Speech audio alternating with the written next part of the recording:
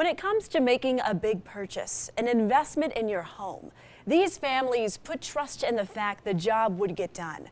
But imagine spending tens of thousands of dollars, and 2 years later, no work has been completed. Decks are us, established and proven. You feel violated. You know, how dare you? A reputation earned the old-fashioned way. They just straight out lied to me. The company says they treat each and every customer how we'd expect to be treated. Aggravating, frustrating. They need to be stopped. He doesn't have any conscience. The most horrible experience I've ever went through my entire life. These families, just 7 out of at least a dozen we know of, who hired Kevin McGee and Ken Peterson to construct a new deck. In each case, it started with a down payment for materials and labor. We put down the first quarter.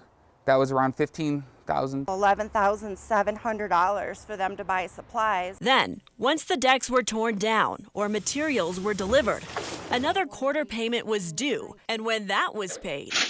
Did he ever come out? Nope. He never contacted us. Over $60,000, yeah. Took $40,000 of my money. Month by month delay for 8 months. And disappeared. Despite promises of speedy service, He said I would be amazed how quickly it would be done. He's a very good storyteller. every family was left with There it is. no deck. They have no business taking more money from people. In July, I made multiple attempts to reach McGee to hear his side. Are you telling me that you have done all the work that they've paid you for? Is that what you're saying?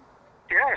But his story never added up. From August to September, 3 other families came forward with documented proof of the same problem. You advertise online that you have a solid reputation and that you treat your customers like you would like to be treated. Do you think these people are getting treated fairly? I think they're getting treated as best we can treat them, yep. So the best that you can treat them is waiting 10 months with no response. Well, there's been a response. Do you have proof of that? I do. Can I see it? No, thank you. Peterson refused to show me any documentation that would back up his story. On October 16th, the Pikes Peak Regional Building Department revoked their license following complaints of multiple violations. Their office closed up, phone lines disconnected. McGee then filed for Chapter 7 bankruptcy, which begs the question, where did all of that $250,000 go? McGee never gave me a straight answer. Families want answers here. I know that, and they're going to have them. Where's the money? It's my lawyer. Where is the money?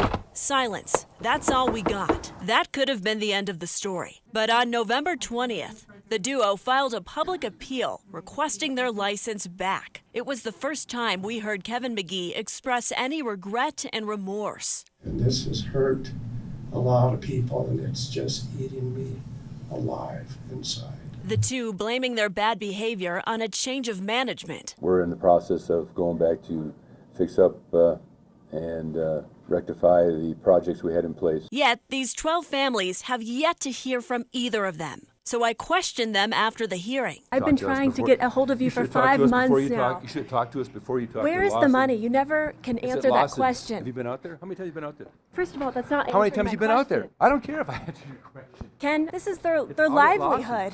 It's out at Lawson. We're not talking about just the Lawsons. We're talking Yeah. about a dozen people It's now, out at Ken. Lawson.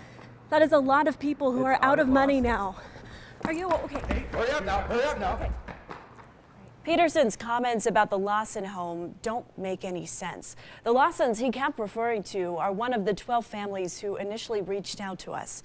This couple paid McGee and Peterson $90,000 and were left with this.